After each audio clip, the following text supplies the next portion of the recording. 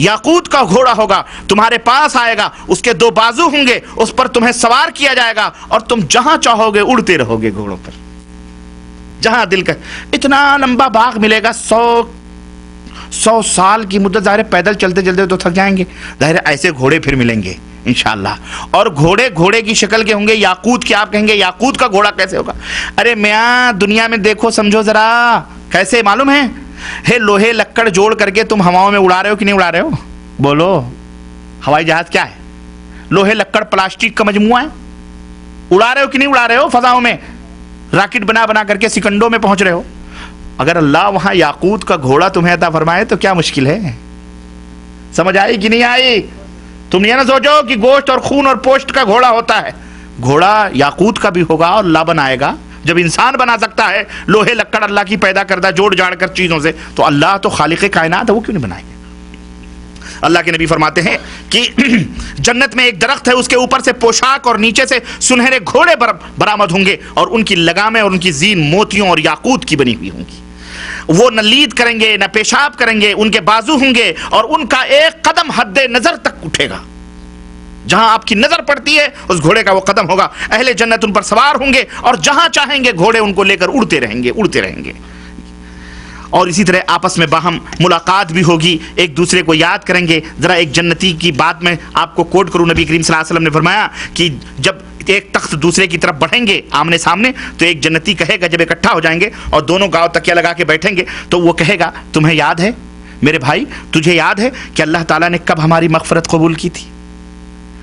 दूसरा जन्नती कहेगा, हाँ क्यों नहीं, फला दिन फला हालत में हमने अपने मालिक से तौबा की थी, दुआ की थी, अल्लाह ताला ने हमें बख्श दिया था, उसके बदले आज हमको ये जगह मिली।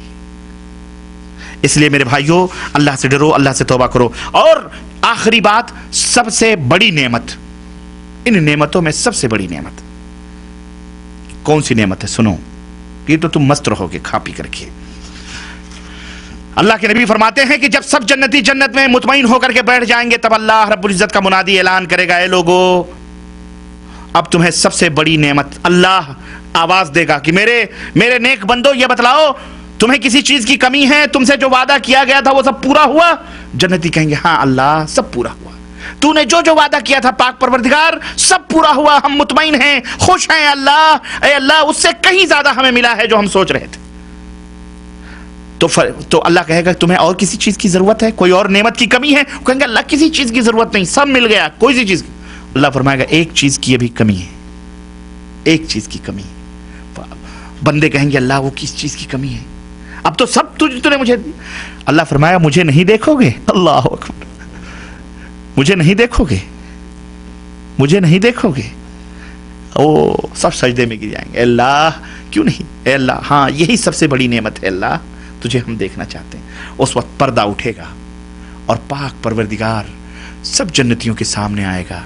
अल्लाह के नबी फरमाते हैं, तुम ऐसे देखोगे जैसे चाँद को तुम देखते हो और तुम्हारी आंखों को कोई तकलीफ नहीं होती, ऐसे ही तुम अपने बारी ताला का मुशाहिदा अपनी आंखों से करोगे। ये सबसे बड़ी नेमत होगी।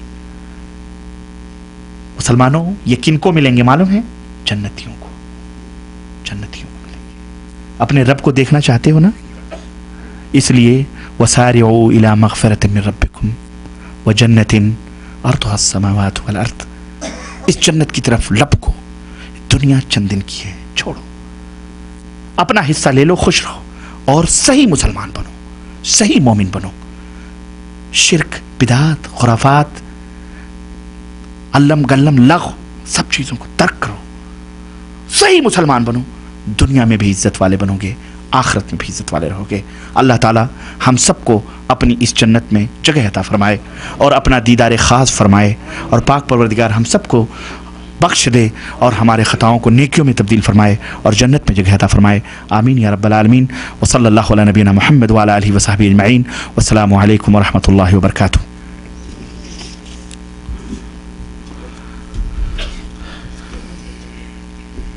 अगर कोई सवाल है तो 15-20 मिनट के अंदर आप हजरात पूछ लें, मैं उसका जवाब देने की कोशिश करूँगा। अल्लाह जज़ाए खैर अता फरमाए।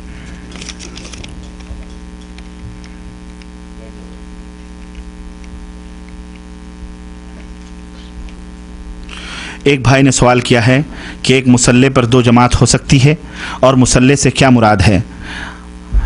مصلہ اگر یہ کپڑے کا ہے جو مسجدوں کے اندر بچھا ہوا ہوتا ہے، بے شک ہو سکتی ہے، 2 جماعتیں ہو سکتی ہیں، اس میں کوئی حرج نہیں ہے، اور یہ نبی کریم صلی اللہ علیہ وسلم کی احادیث سے ثابت ہے۔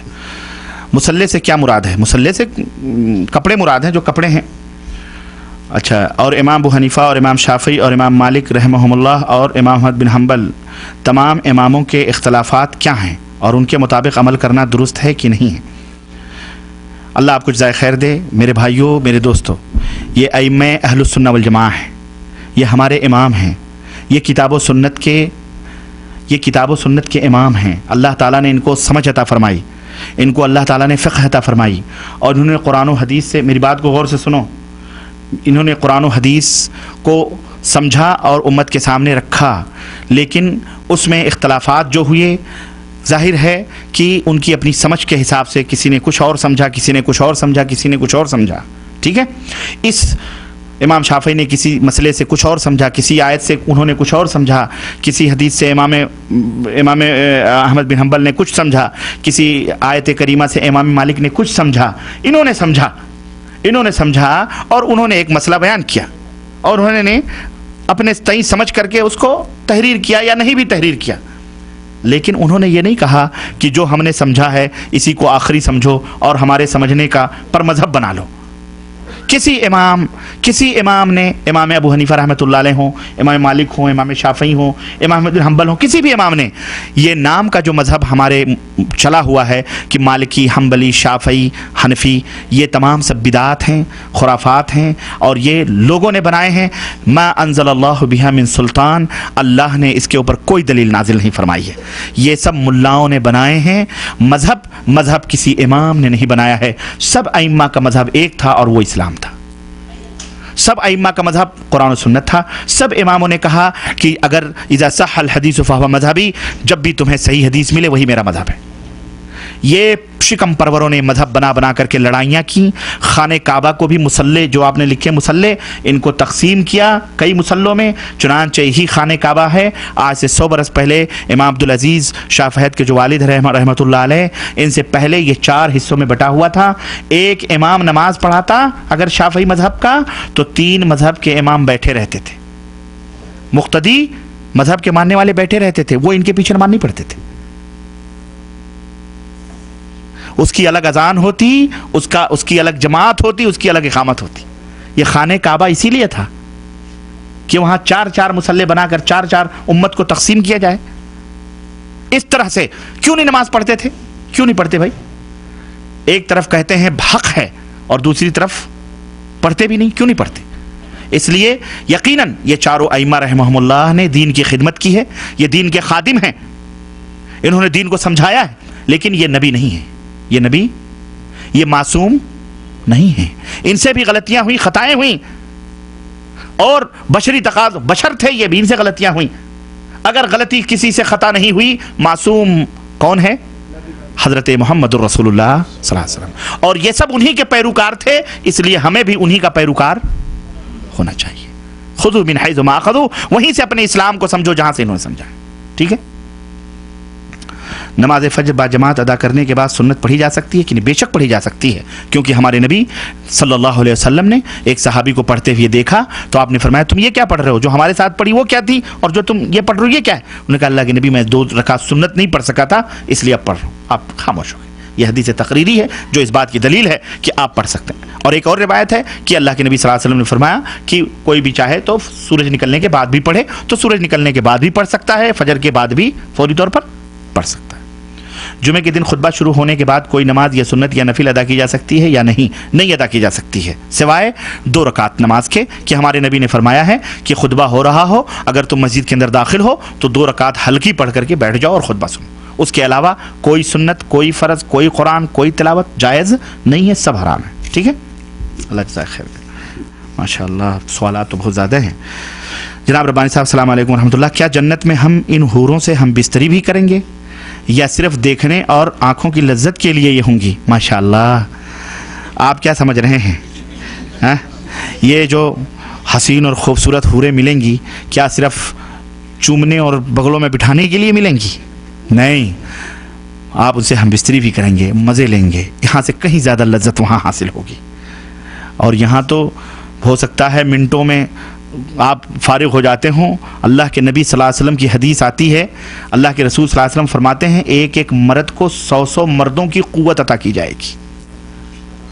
آخر 60 گز کے ہو گئے، ہاتھوں کے ہو گئے. ہاں خوش ہو جاؤ، اللہ ہم سب کو جنت میں جگہ عطا فرمائے. غلام میرے بھائیو حفت الجنہ بالمکارہ. سردی لگ رہی ہے، اذان ہو رہی ہے، کمبل یہ کہہ رہا ہے مت چھوڑ کے جاؤ، لیکن تم اسے چھوڑ کر کے جب نماز کے لیے بھاگتے ہو اللہ فرشتوں کے اوپر فخر کرتا ہے، اے میرے فرشتوں یہ دیکھو بستر چھوڑ کے کیوں جا رہا ہے، میرے حکم کی تعمیل میں جا رہا ہے، میں نے اس کے گناہوں کو معاف کر دیا ہے. واللہ اس جنت کو حاصل کرو. یہ حوریں صرف دیکھنے کے لیے کوئی شو پیس نہیں، شو کیس میں بیٹھ سجانے کے لیے، جیسے چاہو گے استعمال کرو، دبا کے 100 مردوں کی قوتیں. اور ایک نہیں، ارے جناب ایک تو جب پیٹ بھر جائے گا تمہارا تو دوسری ایک روایت میں آتا ہے تمہارے کندھے پر آ کر کے ہاتھ رکھے گی اور تم پلٹ کے اس کو دیکھو گے تو جو تمہارے نیچے ہے وہ کہو گی اس سے زیادہ حسین تو یہ ہے. وہ کہے گی اب صبر بھی کرو، میرا بھی حق آپ میں ہے، چھوڑو اس کو، میرے پاس آؤ. وہ لے کے جائے گی، وہاں مزے اڑاؤ گے تم. اللہ اکبر، یہ ہے جنت. بڑا اچھا سوال بھائی نے کیا ہے اور بڑے سارے شکوک مٹا دیے ہیں. ہاں ان گندی میلی کچیلی عورتوں کے چکروں میں پڑ کر اس ایسی حوروں کو نہ ضائع کرو. مسلمانوں کوئی مذاق کی بات نہیں ہے، یہ ہمارے نبی جو دیکھ کے آئے ہیں ان کی بات ہے جو میں آپ کو بتلا رہا ہوں. اس کی تیاری کرو، اس کی تیاری کرو. محترم صاحب السلام علیکم. نبی صلی اللہ علیہ وسلم کی حدیث ہے کہ جس نے بھی لا الہ الا اللہ پڑھا وہ جنت میں داخل ہوگا. تو بعض لوگ کہتے ہیں کہ مسلمانوں کا آج ہر فرقہ جنت میں جائے گا، کیا یہ صحیح ہے؟ مسلمانوں کا وہی فرقہ جنت میں جائے گا جو مشرک نہیں ہے، جو بدعتی نہیں ہے. مشرک اور بدعتی نہیں ہے، ٹھیک ہے، جو قرآن کا اور سنت کا پیروکار ہے، جو مشرک اور بدعتی نہیں ہے. اور پھر اگر اس کے گناہ ہیں ہے نا، اب وہ اللہ کی مرضی ہے، اللہ چاہے گا تو ان گناہوں کا عذاب اس کو دے گا اور اس کے بعد اسے جنت میں داخل کیا جائے گا، لیکن ہمیشہ اس کے لیے عذاب نہیں ہوگا. وہ جائے گا جہنم میں اور وہ اپنے جتنا اس نے جرم کیا ہے اس کی سزا بھگت کر وہ ایک دن جنت میں ضرور جائے گا انشاءاللہ، ٹھیک ہے. اور اللہ چاہے تو بلا حساب و کتاب اس کو جنت میں. اللہ اکبر، اللہ اکبر. اللہ کے نبی صلی اللہ علیہ وسلم فرماتے ہیں ایک شخص آئے گا اور اللہ فرمائے گا تو نے یہ کیا، کہے گا نہیں. تو نے یہ کیا، کہے گا نہیں نہیں میں نے نہیں کیا. اللہ کہا نہیں تو نے یہ کیا، کہا نہیں نہیں نہیں نہیں نہیں. پھر اللہ اپنا ہاتھ اس کے سینے پہ رکھے گا اور کہے گا اب بول تو نے کیا، ہاں اللہ کیا، ہاں اللہ کیا، ہاں اللہ کیا، ہاں اللہ کیا. سب اقرار کرے گا. اس کا نام اعمال ترازو پہ رکھا جائے گا، نیکیوں کا پلڑا اوپر اٹھ جائے گا، برائیوں کا پلڑا بھاری ہو جائے گا، کانپے گا، تھر تھر تھر تھر تھر تھر تھر تھر کانپے گا. اللہ تعالیٰ فرمائے گا بول، کہا اللہ بس تیری رحمت. اللہ ایک کارڈ نکالے گا، کارڈ بطاقہ اٹھا کر کے نیکیوں کے پلڑے پہ رکھے گا ایسے ہی، تو گناہوں کا پلڑا اوپر ہو جائے گا، نیکیوں کا پلڑا بھاری ہو جائے گا. اب وہ کہے گا اللہ میں تو جہنم میں جا رہا تھا، اے پاک پروردگار یہ کیا ہے، یہ کاغذ کا ٹکڑا کیا ہے جو تو نے اس ترازو پہ رکھا. تب اللہ کہے گا بندے تو نے کلمہ پڑھا تھا، میرے ساتھ تو نے کسی کو اپنی زندگی میں شریک نہیں ٹھہرایا تھا، اس کا بدلہ ہے جس کو ہم نے آج تجھے دیا ہے. اللہ کہے گا دوڑ جا جنت کی طرف، چلا جائے گا. اللہ ایسے بھی بخشے گا وہ چاہے، لیکن شرک کو کبھی بھی، بولو شرک کرو گے آج کے بعد سے، توبہ کرو اللہ سے. کوئی مردہ، کوئی قبر، کوئی استھان، کوئی چبوترا، کوئی شدہ، کوئی علم، کوئی پیر، کوئی فقیر، کوئی لنگوٹی، کوئی بھی ہو، سب جھوٹے. سچا کون؟ بس. اگر جنت میں جانا چاہتے ہو تو، نہیں تو خلاص. یہ میرا دعویٰ نہیں، یہ قرآن کا ہے، فرمان ہے یہ. تو میرے بھائیوں یہ آپ کے سوال کا جواب رہا کہ ہر کلمہ پڑھنے والا، کیا کلمہ پڑھنے کے بعد بھی کوئی مشرک ہو سکتا ہے؟ بڑے بہت ہیں، بہت ہے بھائی. اللہ فرماتا ہے وما یؤمن اکثرهم باللہ الا هم مشرکون، بہت سارے لوگ ہیں جو ایمان کا دعویٰ کرتے ہیں لیکن وہ شرک کرتے ہیں۔ آج کتنے کلمہ پڑھنے والے ہیں، یا علی المدد، یا غوث پاک، یا خواجہ غریب نواز، یا فلاں یا فلاں۔ اللہ کے نبی نے فرمایا کہ